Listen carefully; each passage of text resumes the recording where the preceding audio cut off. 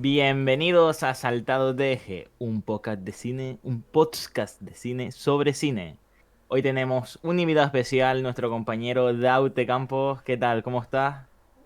Bien, bien. Soy el revulsivo que nadie había pedido y aquí estoy. Pero aquí estás porque nuestro compañero Julio está rodando un videoclip en Fuerteventura. Y Exacto. bueno, nuestro querido Alejandro Ortiles, como ¿Qué siempre. pasa? ¿Qué pasa? Yo creo que, ¿Qué que pasa? tra- trajimos a Daute porque nos faltaba vinagre, ¿no? Nos faltaba Vinagre vinagre y porque trajimos al señor. al señor. Bueno, para los que no lo conozcan, Daute Campos es amigo mío de mucho tiempo, ya yo diría de toda la vida. Y bueno, es productor de cine, director de cine o guionista. Bueno, está en proceso de, como estamos todos. Y tiene su productora que es Amisus, que bueno, ya estoy haciendo un poquito de publicidad para que también la gente se ponga en contexto, ¿no, Daute? A ver, si no, yo vine aquí para hablar de la productora, la verdad. Ah, ok. Ah, solo viniste para hablar de eso, ¿no? Viniste a Sí, hacer publicidad. sí, yo me voy ahora. Te vas ahora. Perfecto. Pues nada, gracias por venir, Daute. Espero que pases un buen rato y gracias a todos los que nos están viendo ahora mismo. Y bueno, vamos a hilar y vamos a empezar como siempre con una noticia, ¿verdad, Daute? Sí, vamos a hablar de la noticia que lanza spin-off. Disney contraataca la demanda de Scarlett Johansson para evitar llegar al juicio y la actriz acusa de misoginia y mala praxis al estudio. No, voy a poner en contexto para quien no lo sepa. Scarlett Johansson tiene una disputa abierta con Disney acerca de la recaudación de la taquilla, y es que ella supuestamente tenía por contrato llevarse un 20% de lo que se recaudase. Ujú. ¿Qué pasa? Ha habido una pandemia, eh, soy un poco Internet Explorer de las noticias, ha habido una pandemia y Disney ha decidido estrenar a la vez en su plataforma. Claro, Scarlett Johansson piensa que de esa manera ella pierde bastante dinero. Eh, y ahora Disney pues contraataca a la demanda que ha puesto Scarlett y le ha respondido. Le ha respondido. Es como Eh, David contra Goliat, ¿no? Podríamos decir. o Goliat contra Goliat, ¿eh? Porque, ojo, hay actores que, ojo, cuidado el poder que tienen. Sí, bueno, Scarlett Sí. Johansson es una actriz Pero de para mucho llevarse un renombre. 20% de la taquilla hay que tener cuidado. Ojalá me pudiera llevar yo un 20% de la taquilla. No, ojalá pudiéramos tener en taquilla. Ojalá Sí, podamos recordar algo en taquilla. Después ya, ojalá llevarnos algo. Pero bueno, sí, es un porcentaje bastante grande. Y más con las cifras millonarias que manejan esta gente. Pero aún así, como que Karen Johansson, yo creo que va más allá que el dinero. Va más allá de que como que no han sido fiel, no ha habido una comunicación directa con Scarlett Johansson. Como que no ha habido un malentendido. Y ese hombre, malentendido... Sí. no, yo creo que Scarlett ha sido aquí también un poco a jugar o sea, yo creo que todos nos lo veíamos venir el hecho de que su película se estrenase en plataforma, ¿no? Es como, yo qué sé, si no te esperas eso, es decir, después de que se haya estrenado otras tantas películas, Mulan y demás, a través de Disney, yo creo que había tiempo suficiente como para poder hablar con Disney y decir, hostia, eh, vamos a ver cómo podemos arreglar esto porque la taquilla evidentemente no va a ser la misma. Claro, pero yo por lo que me he informado es que por lo visto hubo un correo ahí que enviaron entre Disney y Scarlett Johansson. Igual es por Gmail, que lo dudo. Yo creo que tendrán un correo entre ellos propio. El Hotmail lo utilizan Y todavía.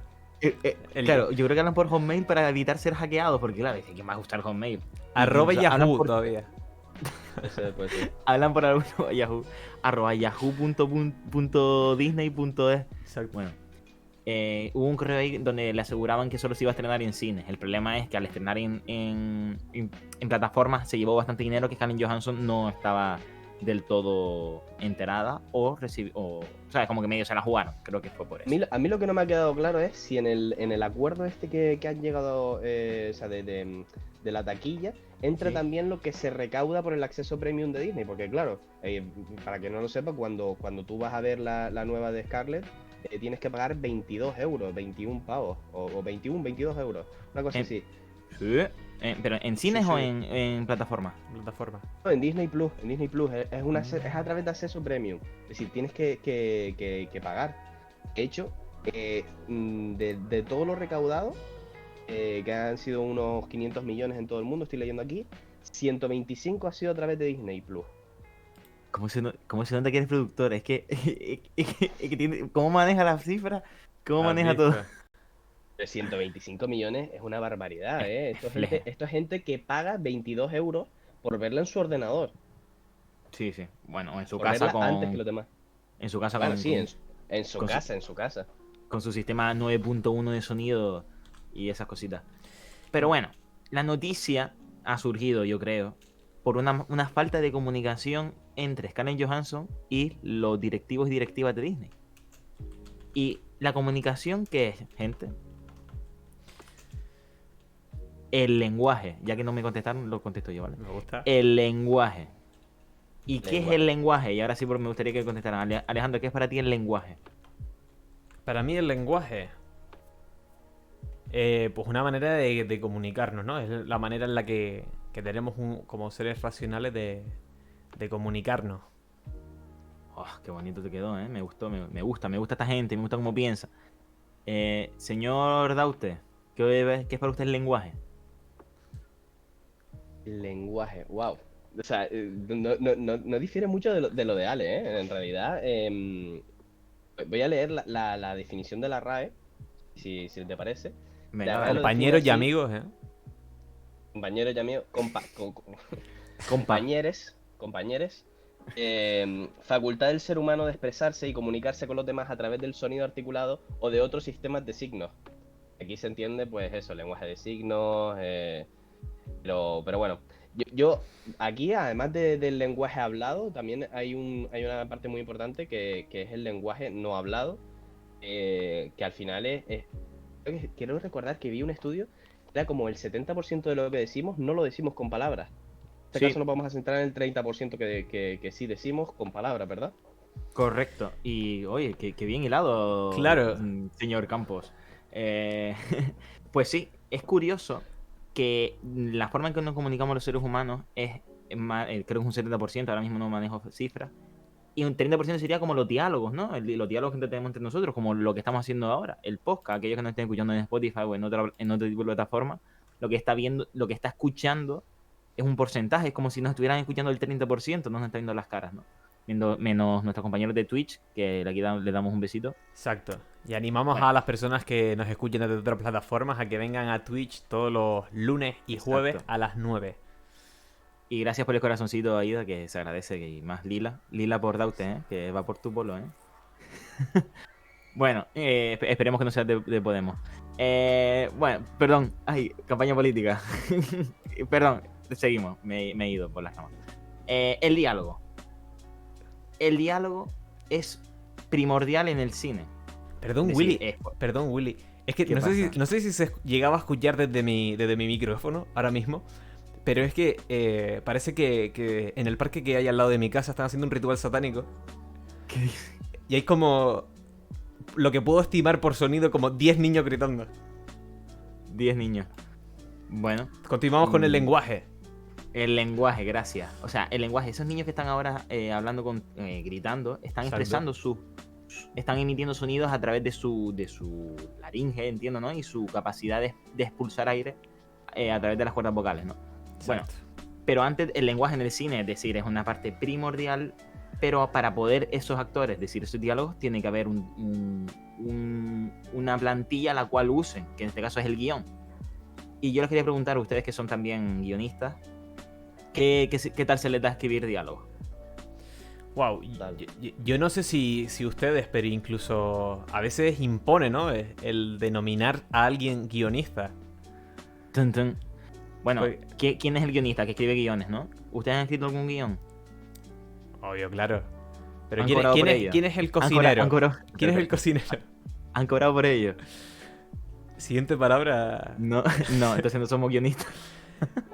Exacto. Nah, No. hombre. Pero bueno, que Venga. volviendo a tu pregunta. ¿Cuál era? Dale. Sí.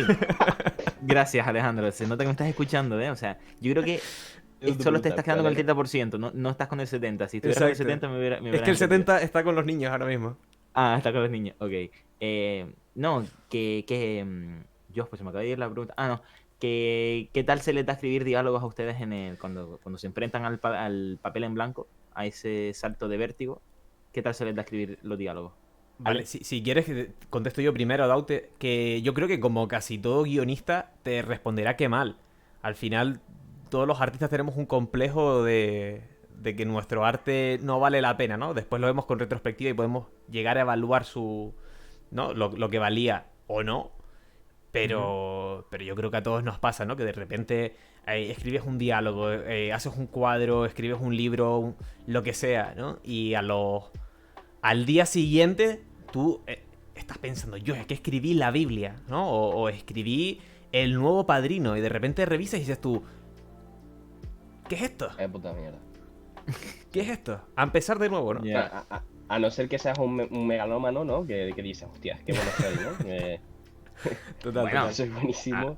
A tope con la autocrítica y el sentido común, ¿eh? Que cada uno Mira. con su autocrítica.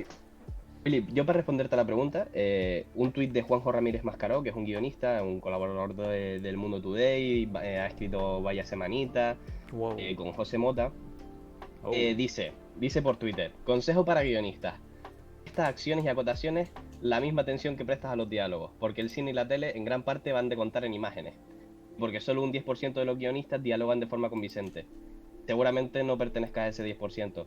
Y después más abajo aclara, y ese 10% normalmente está compuesto solamente por Aaron Sorkin. Aaron Sorkin, que es un grandísimo guionista y director. Y director. Esa es mi respuesta, ¿eh? Escribir guiones es complicado y escribir diálogos harto complicado. Aún más. Sí, yo creo que de la parte del guión es de las más complejas que hay. O sea, escribir acciones podemos escribir todos, pero escribir buenos diálogos que sean creíbles en pantalla y lleguen a los espectadores, yo creo que de las cosas más complicadas Y naturales. naturales, que se enfrentan a un director o un guionista a la pantalla. Claro, y yo Pero creo claro, que, perdón Willy, sí. y ahora pasamos a lo siguiente, que yo creo que en gran parte ahí está el trabajo también del actor y el director, ¿no? De cuando reciben ese texto y empiezan a leerlo y empiezan a ensayarlo, ¿no? Y ver cómo se puede ir amoldando e ir naturalizándolo. Total. Y en relación a lo que dijiste de tu tweet, del tweet de este señor, decía que el cine, y yo también opino eso, bueno, y lo creo, que el cine es un arte cinematográfico, es audiovisual, o sea, la mayor parte es lo que lo que puedas contar con imágenes, no lo cuentes con palabras, es decir, y todos lo sabemos, a la hora de escribir un guión, cuantas menos palabras uses, mejor.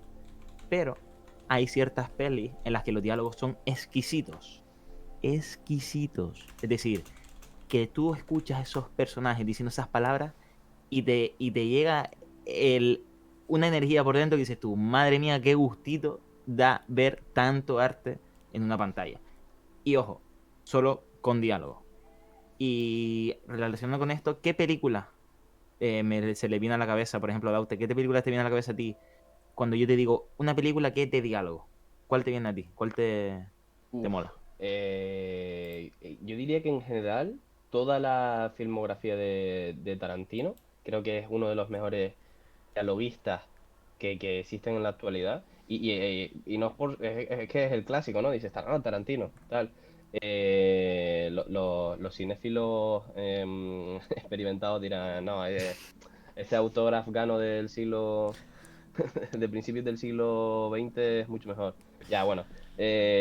Tarantino, todas sus películas tienen diálogos que transmiten mucho y que en realidad tampoco te están contando tanto. Todos nos viene a la cabeza, yo creo que el diálogo de la Big Mac y el cuarto de libra en el coche de Pulp Fiction al principio de la peli.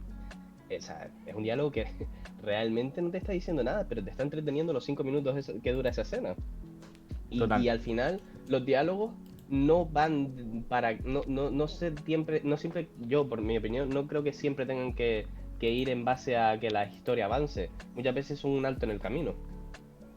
Claro, es rellenar espacios en blanco de la cual incluso permanezca la atención del espectador mientras transcurre una acción en segundo plano Claro. o te da a conocer un poco más los personajes porque Sí, muchas te veces... da información sobre los personajes también. Claro, por cómo hablamos, por cómo hacemos, cómo decimos las palabras, nuestra dicción, nos dice dónde somos, incluso de dónde estudiamos, de dónde venimos, a dónde vamos y muchas cosas. Yo, Alejandro, ¿alguna peli...? aparte de Tarantino, que es lo que dice Daute, que ¿no? Casi siempre, buen diálogo, siempre vamos a él.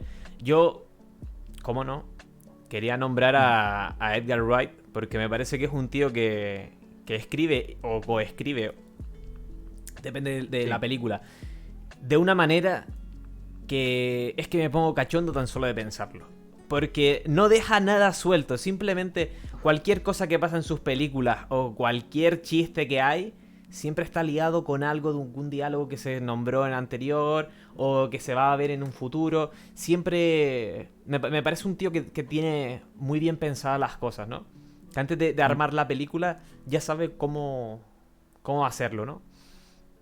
Yo como espectador y como cinéfilo que me considero, es un gustazo escuchar cualquier tipo de diálogo como Edgar Wright o como Tarantino, porque muchas veces me pasa, no sé si les pasa a ustedes, cuando casualmente paramos en esas películas de Antena 3, donde los diálogos son tan explícitos y nos cuestan tanto en tan poco, me chirría una pasada, es decir, es como, yo creo que me he acostumbrado, no sé si les pasa a ustedes también, a escuchar buenos diálogos de una forma que entran bien, que son suaves, que cuentan algo, que desde que escuchas algo que salta de tono es como, Dios, qué pasada, qué explícito es, ¿no? ¿Qué peligro hay con los diálogos explícitos?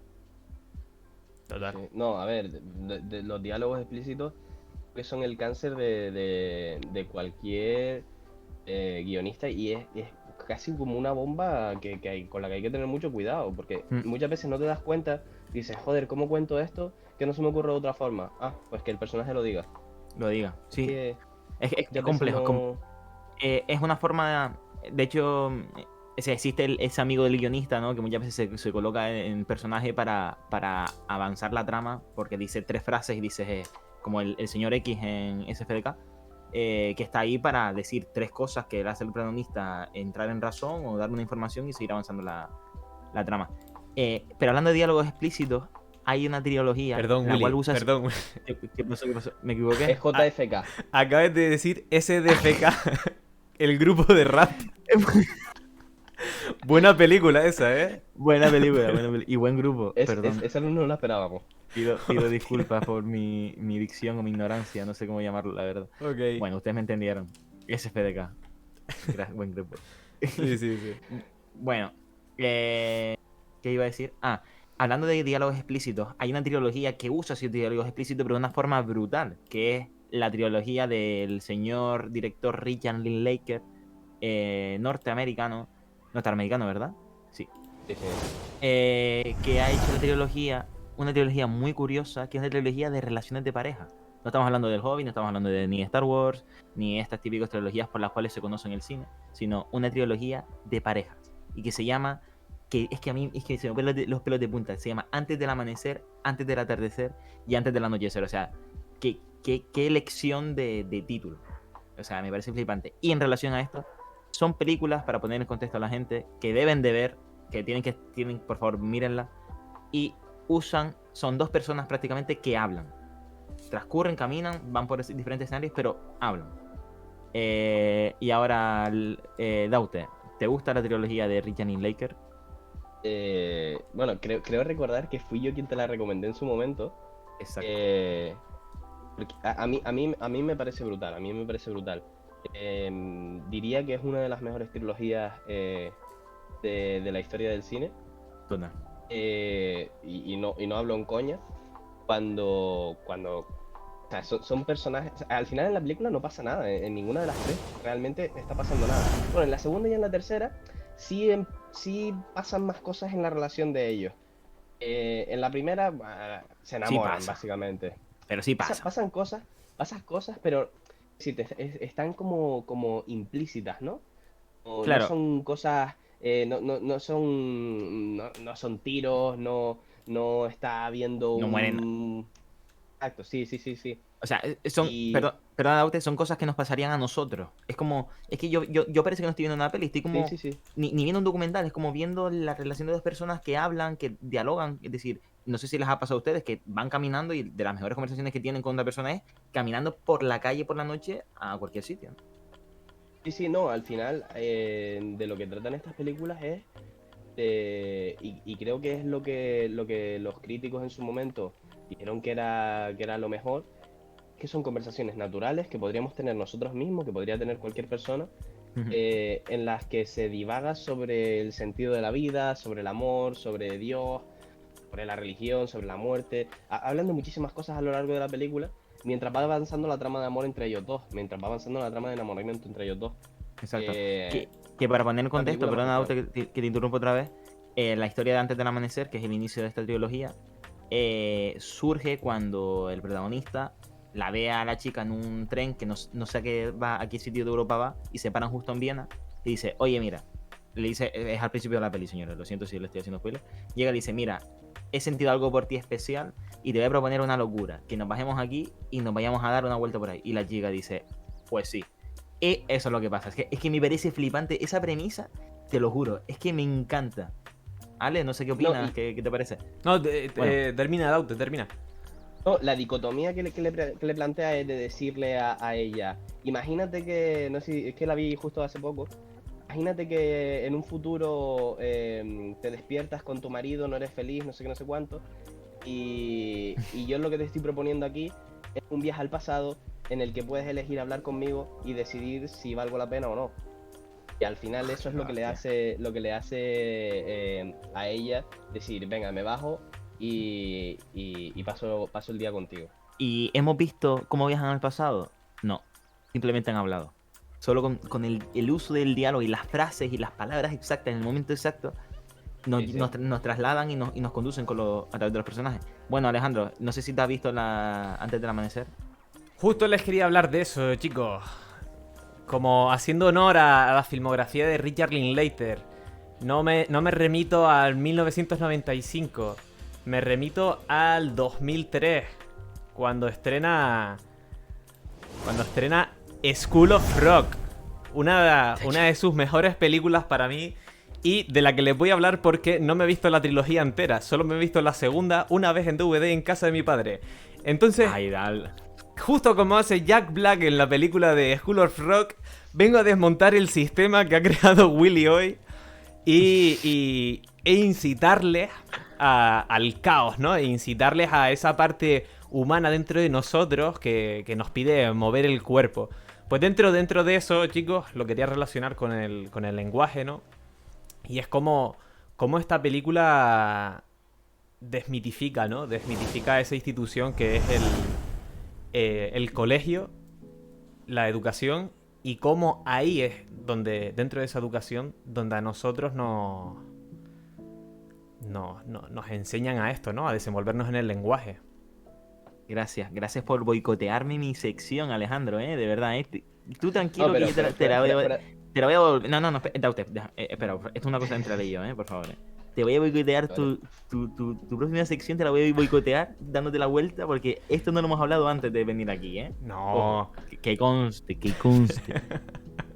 Diga, señor Campos, No, no, ¿algo que que toda añadir? la trilogía de Linklater a mí me vale, O sea, podríamos hablar, o sea, Es que... podríamos cambiar el nombre de este episodio y llamarlo sobre Linklater. Linklater, total. Me gusta, me gusta. Boyhood también es de él, también es de él. Boyhood. Es una Ujú, película en la que ujú. simplemente no, tampoco pasa gran cosa más que crecer un niño. Bueno, de hecho se Ojo, llama Niñez. O y, sea, y la el traducción es Niñez. personaje, o sea, y Linklater suele jugar con eso, porque también juega en Antes del Amanecer. Con el actor de Boyhood, o sea, fue una película rodada durante toda Sí, su 12 años, adolescencia. 12 años. 12 años, o sea, yo creo que es la película que más se ha trasladado en el tiempo, por así decirlo, porque ha grabado desde que el niño es niño hasta que es adulto. Es decir, es flipante el proceso que vive, que Sí. a mí la peli, sinceramente, tampoco me llegó mucho. No, a mí tampoco, Pero, pero me Es parece una peli interesante maravillosa. como... está bien, o sea, es muy buena peli porque es Linklater, obviamente, pero está bien, yo lo considero más como un ensayo, yo le llamaría más que una película, un ensayo acerca de cómo estirar el arte hasta unos puntos y jugar con el tiempo de una forma brutal, porque, ojo, como decía nuestro señor Tarkovsky, los directores son escultores del tiempo. Igual que el escultor tiene su piedra, pues nosotros tenemos, y yo tengo la mía en la cabeza, pues los directores tienen, esculpen el tiempo. Ok, yo Pero antes de volver volviendo. a la Venga, venga, trilogía, antes de volver. quería recomendarles también la película del Richard Linklater de Fast Food Nation. Una película que la vi justo cuando terminó la cuarentena y me dejó un poco traumado. bastante interesante en cuanto a cómo funciona una sociedad y la crítica que le hace al mismo Estados Unidos, ¿no? Ok, perfecto. Podemos volver a la Eh, trilogía. Volvemos a la trilogía. Y, perdona, Dau, te quería comentar algo, ¿verdad? No sabía. Iba a hilarlo para volver con la trilogía, con algo que dijiste, acerca de que Boyhood es un ensayo sobre cómo estirar el arte en el tiempo y demás igual. Yo iba a decir, una de las cosas que me gustaría decir es, para mí, toda la trilogía es un ensayo filosófico en el que, y lo voy a decir así, las imágenes de la película realmente tampoco valen para gran cosa. No, Las imágenes de la trilogía no valen para nada quiero decir, obvio. evidentemente Está valen para bien. cosas. Tampoco te Pero pases. lo importante de la película, de la trilogía, es lo que se cuenta en ellas, a las, ¿cómo decirlo? Las conclusiones a las que los personajes llegan. Y una cosa que comentaste tú antes en la previa, que voy a trasladar aquí, es cómo mantienes la atención todo el rato en la película. Porque es verdad que muchas veces los diálogos te recuerdan a cosas que tú ya has hablado antes con otra persona, te recuerdan a esa otra persona, Mm. y pierdes un poco la atención de la película y pierdes incluso un poquito el hilo. Pero creo que lo importante de verla es verla, pararla, acordarte de eso y volver atrás. O sea, es una película que puedes ver y rever muchas veces Sí. y que en ese sentido tiene una forma un poco de literatura incluso, ¿no? De coger un libro y leértelo y releértelo muchas veces. Ujú. Que al final es como un ensayo filosófico acerca del amor y de la vida en general. Totalmente. Exacto. Y no es lo mismo ver una película con una edad que con otra. Yo creo que por eso a mí me llega más No. antes del amanecer, porque es lo que más se extrapola a las conversaciones que podemos llegar a tener nosotros y los conflictos filosóficos que tenemos ahora. Pero, por ejemplo, otra cosa que quería hilar de antes del amanecer es que se ha construido con los personajes, con los actores propios, con los propios actores, según vayan creciendo ellos. Es decir, la Sí, segunda sí. película es antes del atardecer, cuando ellos están en una fase un poco más adulta.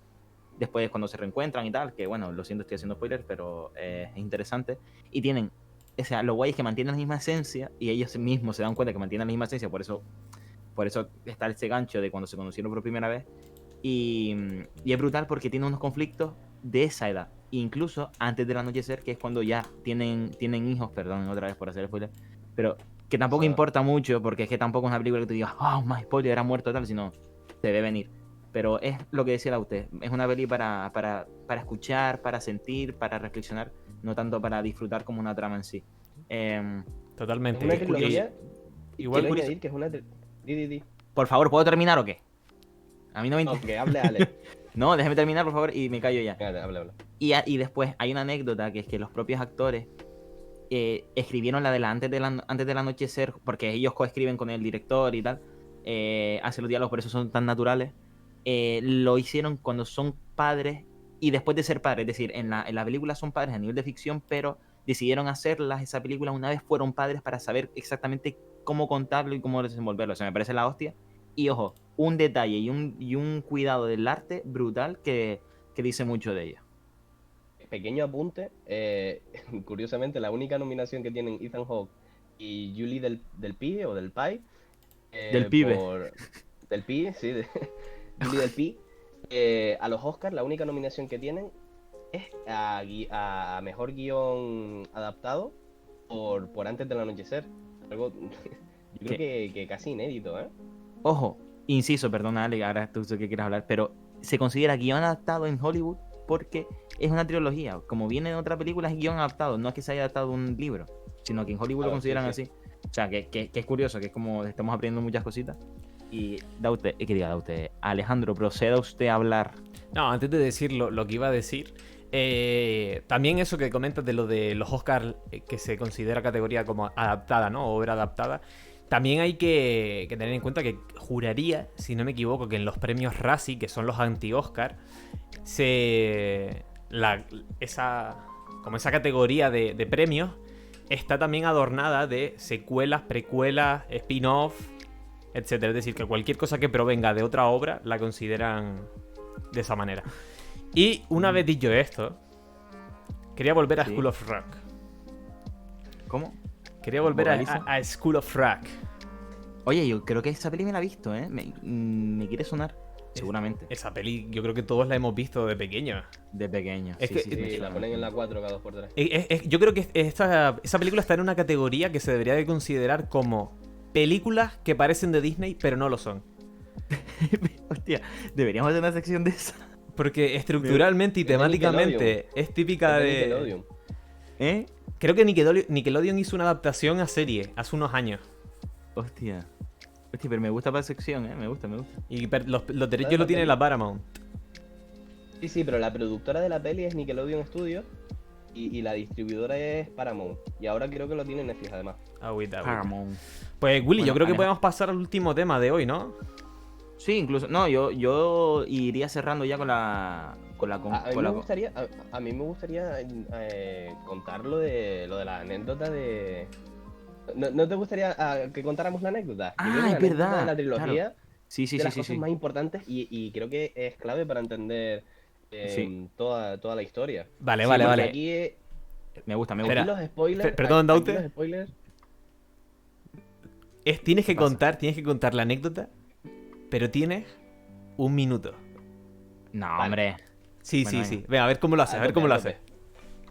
Año 1989, un chico recorre Estados Unidos en tren para visitar a su hermana. Llega a Filadelfia, la ciudad en la que vive, y allí entra en una juguetería y conoce a una chica a la que no le pide salir, se vuelve absolutamente loco y se va a arrepentir el resto de su vida. Ese joven es Richard Linklater, el director de Antes del Amanecer. Se inspira en esta experiencia para contar la película después.